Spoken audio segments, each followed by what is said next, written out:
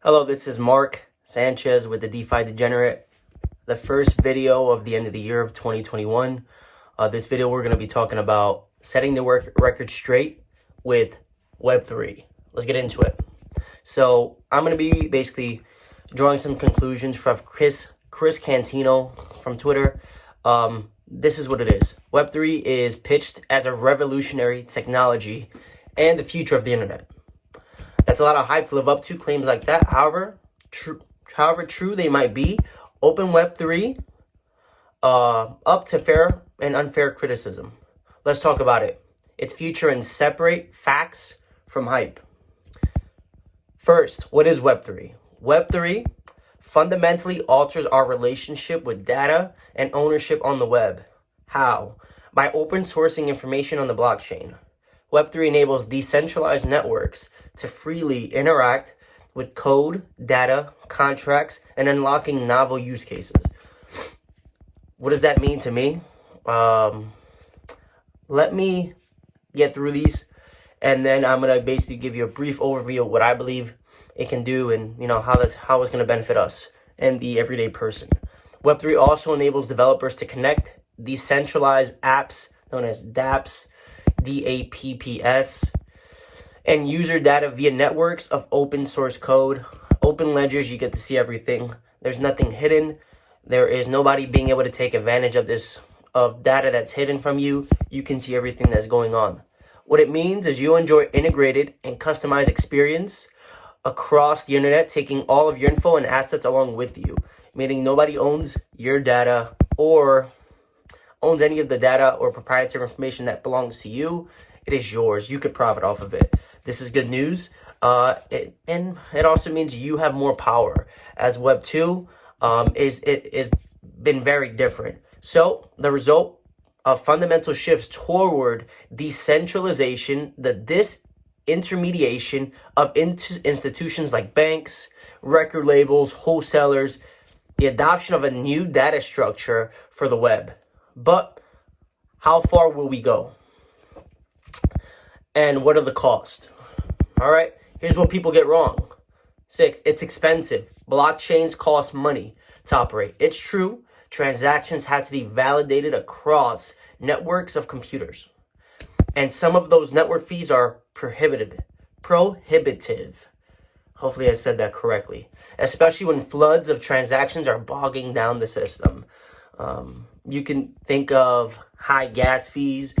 The higher the gas fee on an Ethereum network, the more people and the more transactions are happening. The lower the fee, this usually means there's less clutter and there's less, you could say, transaction happening on the network at that time.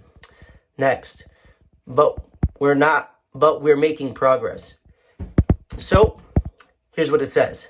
Emergent low fee networks, so as Sol, Matic, Avex, XTZ, and many more. Increased cross-chain compatibilities known as DOT, Atom, etc., and ongoing Ethereum upgrades to minimize gas fees. This is good news. It is very expensive at this point to mint or even transfer money, launch contracts if you're a blockchain developer, to move forward on most of these transactions just because the fees are up there compared to Binance Smart Chain or AVX transaction that's on a comparative level a few cents versus maybe a quarter of your transaction if you're doing smaller transactions, $100, $20, $50 versus 80 cents, $1. Big difference. Web3 will eventually be supported by an abundance of affordable blockchains, but as of right now, the big daddy one, Bitcoin, and the next one in line was definitely Ethereum, and that's what a lot of blockchains have been plugging into and then building off of. Next, here's the fact. The majority of Web3 benefits are free. This is good news. Setting up a crypto wallet is free. Signing contracts is free. Logging in across the net with your Web3 tokens is free. Viewing public ledgers of transactions is free. And interoperability of your tokens. You don't need 100K NFTs to reap the benefits of Web3 benefits. Making a bank account is not free. if you don't have a certain amount of money in your account, signing contracts are, not as free as they think. What I believe in this stuff, I believe a lot of these facts to be true. I believe they're useful. The use cases are good. But it really depends on what you believe to be important. A lot of people don't find this stuff to be important, but I do. So I'm going to share it with you. Next, it's unsustainable. Unsustainable. Validating the network today costs too much energy. Period. But technological revolutions require investment. So, yes, Bitcoin mining and a lot of validations and proof of work has cost us a lot more energy.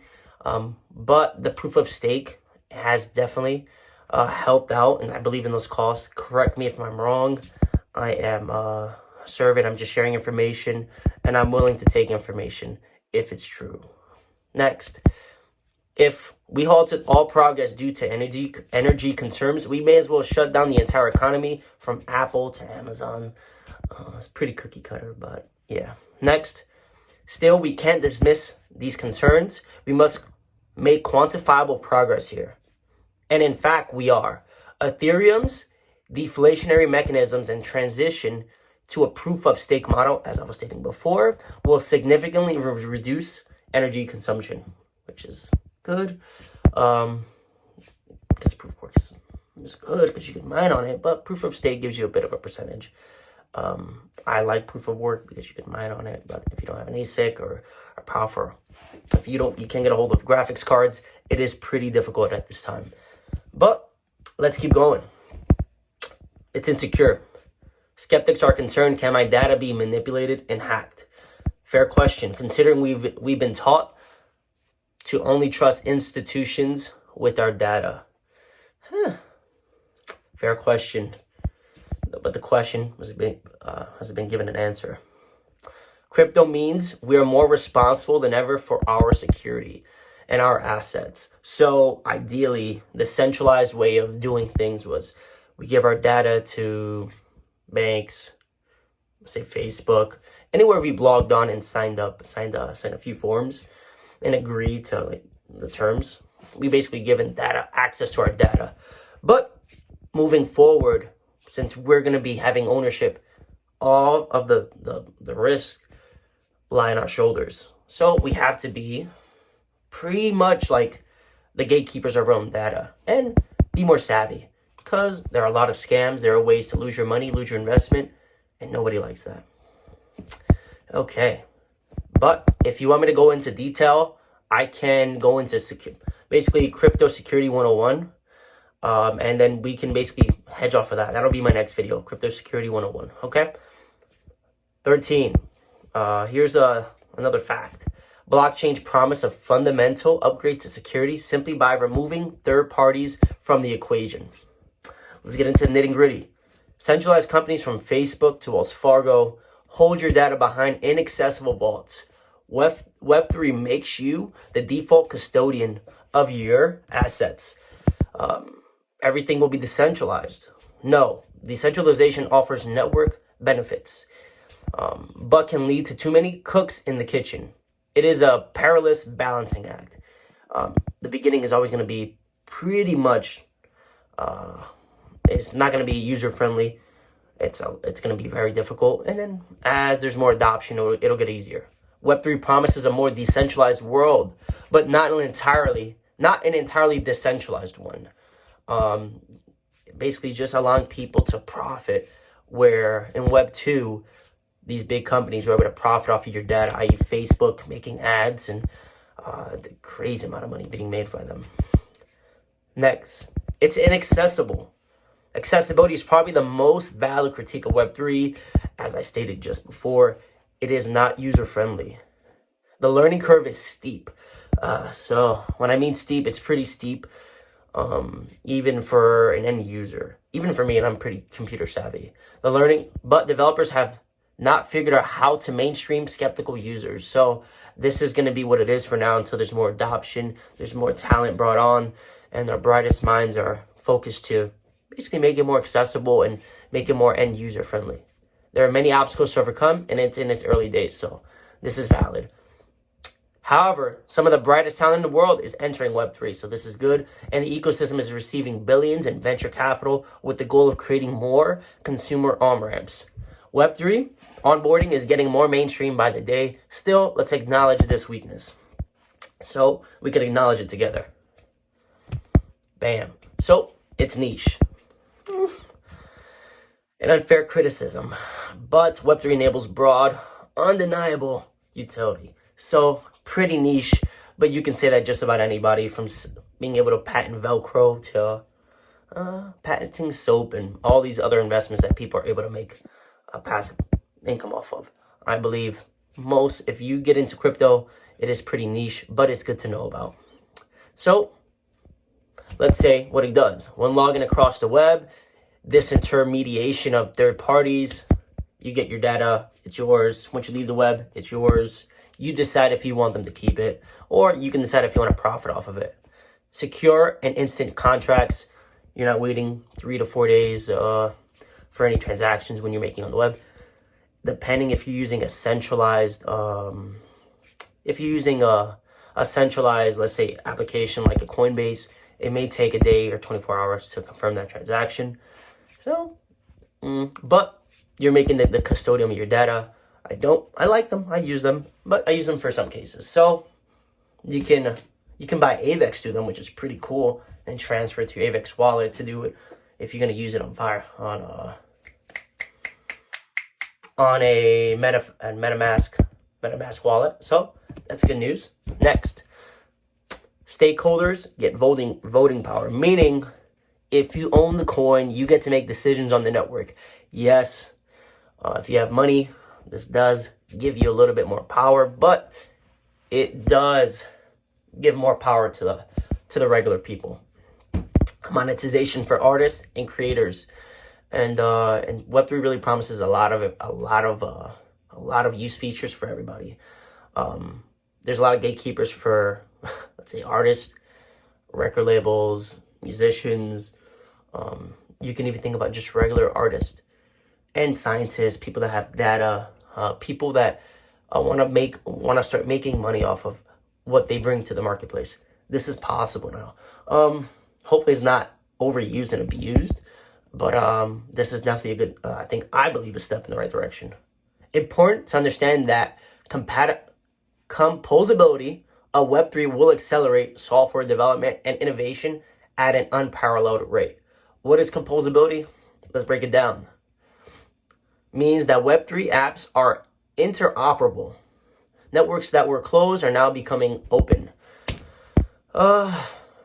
This means that we're going to be able to work, I believe, if I'm understanding this correctly, you can correct me if I'm wrong, Web 2 will be able to work with Web 3, and it's going to be pretty good news. You could always comment down below or share your thoughts on this. I could be a doofus right now making myself look like a fool, but I'm only sharing the information with you, and you guys can tell me what you think down below. 19. Composability means developers can take existing programs and build on top of them. This open code and interoperability enables a multitude of use cases. Okay? Developing new dApps. dApp is just a better way of being able to interact with these networks. Modifying and improving existing dApps and seamlessly connecting existing dApps to each other. This is good news, but disclaimer, most dApps are not mobile friendly, they're more computer friendly. A lot of the dApps that are mobile friendly are from bigger, decentralized projects that I know of. Next, we're gonna keep going. In Web 2, companies such as Facebook had to bootstrap user data to build efficient algorithms from the ground up, okay? But by collecting user data and preferences over time, okay, and this is what Web3 is going to give you. Web3 companies are open source that data immediately. Quality networks and recommendations can be generated in minutes.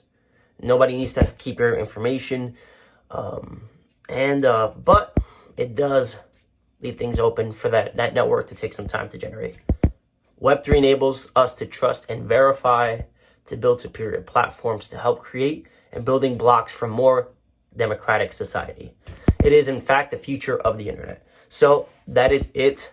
It is, even explaining this in the last 15 minutes does make my brain hurt, but I would love to hear your thoughts on this. I'm just sharing the information with you. I'm just a messenger, willing and open for critique. I would love for you guys to stay tuned, watch the next video as I release it. And thank you for following. Thank you for watching. Like, comment, subscribe, and look forward to hearing from you guys soon. And this is Sayonara from the DeFi Degenerate. Bye-bye.